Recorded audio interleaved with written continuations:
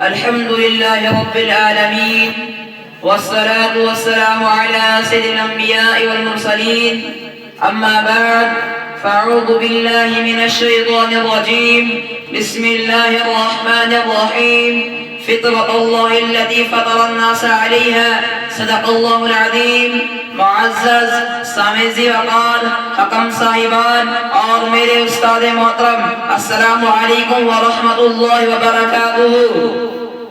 اللہ تعالیٰ کا لاکھ لاکھ شکر ہے کہ جس دین کی نعمت عطا فرمائی ہے، یہ کوئی مشکل یا غیر فطرت یا انسان کی طاقت سے باہر گیا دین نہیں، بلکہ اسلام ایک ایسا دین ہے جو انسان کی فطرت کے عین کے مطابق ہے. سب سے پہلے ہمیں یہ سمجھنا ہوگا فطرت کیا ہے. فطرت انسان کی اندرونی آواز ہے جو انسان کو سچ کی طرف بلاتی ہے اور سچ کی طرف بلاتی ہے. ہر انسان چاہتا ہے اس کے ساتھ سچ بولا جائے، ہر انسان چاہتا ہے اس کی عزت دی جائے، ہر انسان چاہتا ہے اس کے ساتھ انسان کو.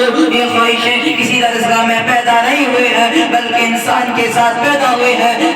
اسلام اسی فطرت کی رہنمائی کراتا ہے بلکہ اس سے ٹکراتا نہیں، اور اسلام اسی فطرت کی ترجمانی کراتا ہے. اللہ تعالیٰ قرآن کریم میں یوں ہی سنہرے الفاظوں میں کو ارشاد فرماتے ہیں، فطرت اللہ التی فطر الناس علیہا، یعنی یہ وہ فطرت ہے جس پر اللہ نے انسان کو پیدا کیا ہے. اسلام انسان کو توازن کا درس دیتا ہے، اسلام انسان کو توازن کا درس دیتا ہے. یہ نہ ہمیں دنیا کا غلام بناتا ہے اور نہ دنیا سے کاٹتا ہے. اسلام کہتا ہے دنیا میں رہو لیکن عدل کے ساتھ. اسلام کہتا ہے دنیا میں کماؤ لیکن حلال طریقے سے. اسلام کہتا ہے دنیا میں طاقت رکھو لیکن عدل کے ساتھ. اسلام کہتا ہے اختلاف ہو لیکن اخلاق کے دائرے میں. اگر اسلام کے احکام پر غور کیا جائے تو معلوم ہوتا ہے اسلام انسان کی فطرت کے عین مطابق ہے. اسلام کی فطرت عین مطابق ہے. اور نماز انسان کو نظم و ضوابط سکھاتی ہے اور دل کو سکون دیتی ہے. روزہ انسان کے خواہشات کو قابو پاتا ہے،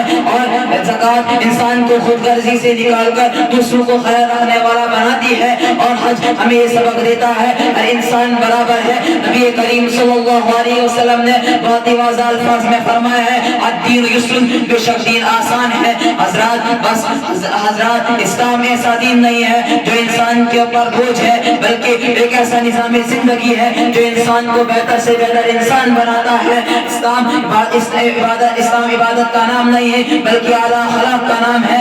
امانت داری، وعدہ پورا کرنا، سچ بولنا، برداشت اور رحم کرنا، یہ وہ صفات ہے جن کے بغیر کوئی معاشرہ ترقی نہیں کر سکتا.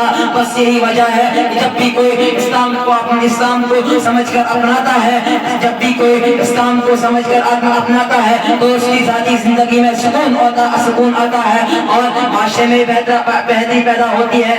آخر میں اس اشعار کے ساتھ اپنی تقریر کو ختم کرنا چاہتا ہوں. اسلام